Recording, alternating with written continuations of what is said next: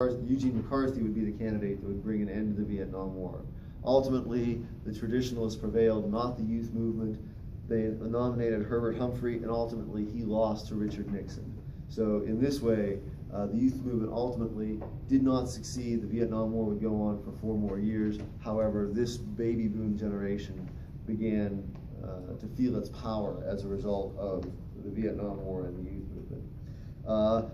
Simultaneous with this was the rise of American feminism. Again, the feminist movement had a long history.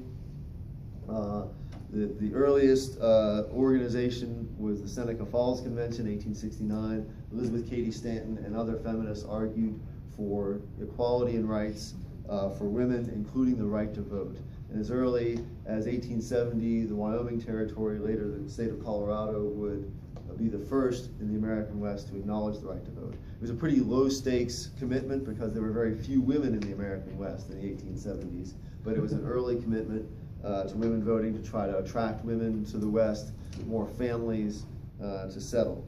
However, it wouldn't be until 1920 that American women would get the right to vote, and as you can see, the Canadian feminist movement progressed at about the same pace as the American feminist movement. So right around World War I, towards the end of World War I, women were given the right to vote. In the case of Canada, that had to do with garnering women's support for World War I. And that support on the home front was incredibly important, so the concession of giving women the right to vote was one step along that movement.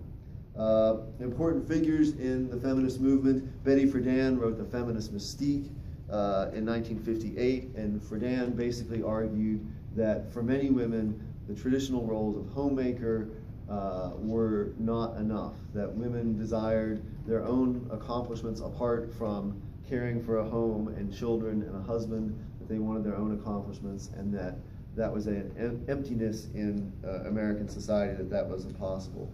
Gloria Steinem founded Ms. Magazine and was a vocal advocate for feminism, basically arguing that women needed equal rights in the workplace and that required a change in laws. 2 important court cases in the American feminist movement. Griswold versus Connecticut, 1963, was a court case that basically established the right to privacy, meaning that in this case, it was a state law in Connecticut that outlawed contraceptives and made birth control illegal. And the court ruled that that was a private decision and established a right to privacy emanating from the Constitution, so that states no longer have the right to regulate birth control. It would be 10 years later in the US, 5 years later in Canada, when abortion would be legalized at the national level. In Canada, several provinces allowed abortion under different circumstances. The same is true in the US. At the state level, different states had different laws regarding abortion, but by the early 1970s, both Canada and the US had legalized abortion at the federal level. In the US, it was due to a court case. In Canada, it was due to a law passed by the legislature, but in both cases, that reproductive freedom was an important agenda item for feminists. Last but not least, the American Indian movement. And guys, I'll be honest, I don't think I gave justice to this, so if this is a question you don't need to answer, I would not take this on. It's just too big and diverse. But I'll give you the highlights. So in the US and in Canada, the Aboriginal peoples, or Native Americans, depending on which country you were in, received very bad treatment. In the US, the difference was there was a much higher density of population. Canada had a larger territory and fewer people, so there was displacement of the Indian population, but very little violence. In the US, the migration westward was characterized by much more violence between settlers and Native Americans.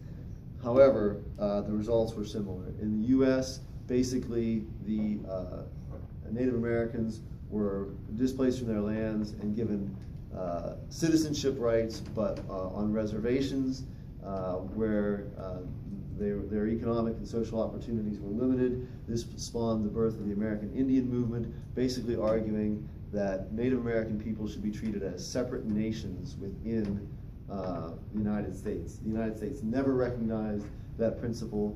Basically, there was acceptance for autonomy on Indian reservations, but no separate national status for American Indians. The most famous case of the American Indian movement was Leonard Peltier, who at the Wounded Knee Reservation was involved in a standoff with federal agents.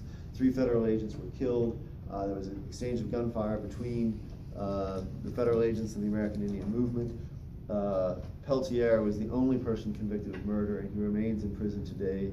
He is probably the most prominent case of someone who is at least claimed by critics to be a political prisoner.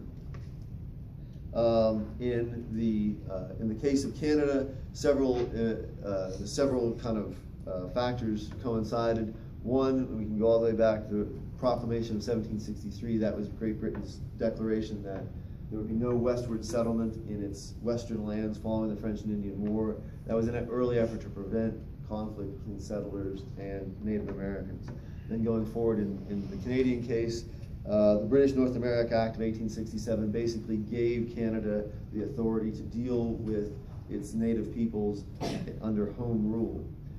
Canada immediately began passing Indian acts that limited the citizenship rights of Indians. Basically, Indians were not treated as Canadian citizens. They were treated as people separate.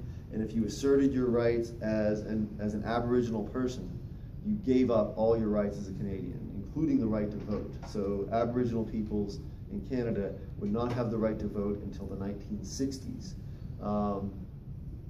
And in Canada, the law is different.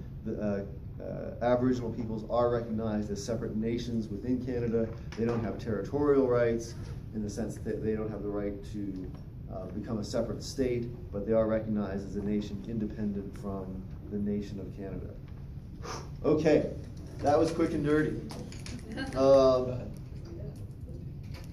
me take a long drink. I did lose my water bottle today. Okay, so first, that's it.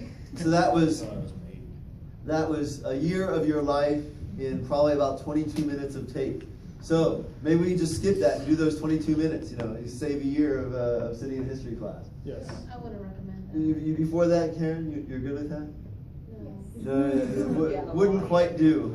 Not quite enough. So let's stop first at these kind of diverse but interrelated civil rights movements of African American feminist youth movement and Native American civil rights. Any questions on any of the concepts that I kind of went through in very rapid fire fashion? No? You think we got this? Okay, so if you